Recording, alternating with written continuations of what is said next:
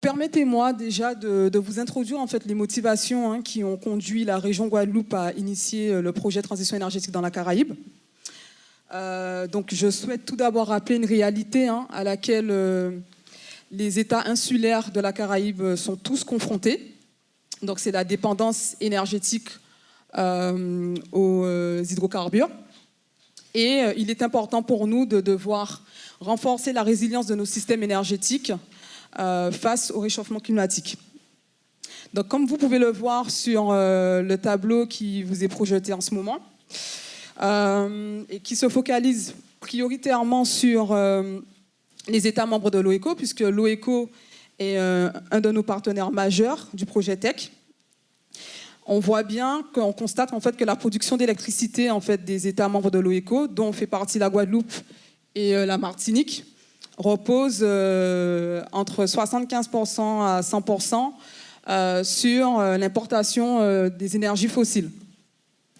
Ce qui est l'équivalent de 2 à 20% du PIB qui part ainsi en fumée chaque année, sans compter en fait les besoins croissants que représente en fait le secteur du transport.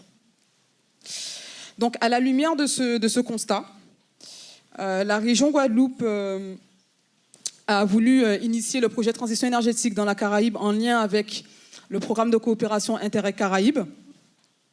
Et pour ce faire, elle s'est entourée en tout cas d'un consortium international, principalement composé du BRGM, de l'ADEME et de l'OECO.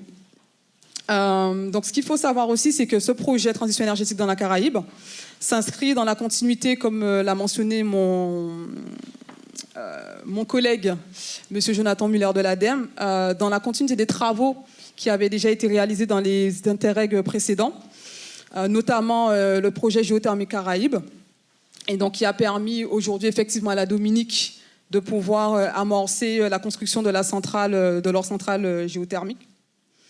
Et la région Guadeloupe aussi, qui a renforcé, en tout cas, sur la base de ses expériences passées dans la gestion de projets de coopération, donc ses compétences sur la coopération en énergie, a voulu aussi mettre en lumière donc, ses expériences sur les sujets du bâtiment durable, avec la réglementation thermique de la Guadeloupe qui a été développée en 2010, donc on a quand même 10 ans d'expérience sur ce sujet.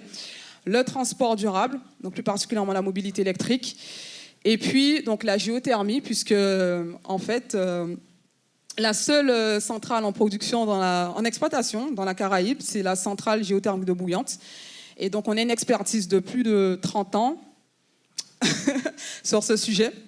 Donc on a voulu en tout cas partager avec les États de la Caraïbe. En quoi consiste concrètement le projet TEC ? Donc, de manière très simple, en gros, c'est de partager les bonnes pratiques dans le domaine des énergies, du management de l'énergie, dans le domaine des énergies renouvelables, de l'efficacité énergétique, comme je vous l'ai dit, sous le triptyque bâtiment, transport et géothermie. Durant ces 3 années de projet, puisque le projet a débuté en 2019, enfin 3 années et demie, il y a un certain nombre d'outils qui ont été réalisés par tous les partenaires du projet. Donc, on peut citer par exemple un guide qui a été réalisé par l'ADEME sur l'intégration environnementale et sociétale des projets de géothermie, ou encore, comme l'a dit Mme Vanoukia, le schéma de développement du véhicule électrique en Guadeloupe, ou pour finir, l'étude de l'ADEME sur l'efficacité énergétique des bâtiments tertiaires dans la Caraïbe. Donc voilà, donc ce sont des outils en tout cas qui permettront prioritairement aux États de la Caraïbe de pouvoir accélérer la transition énergétique de leur territoire. Et aujourd'hui, en tout cas, à travers ce séminaire, nous espérons pouvoir vous faire part en fait des résultats qui ont été réalisés dans ce projet, dans le cadre de son projet. Voilà, c'est tout pour moi. J'ai essayé d'être concise, Kenny, puisqu'on a déjà pris énormément de retard.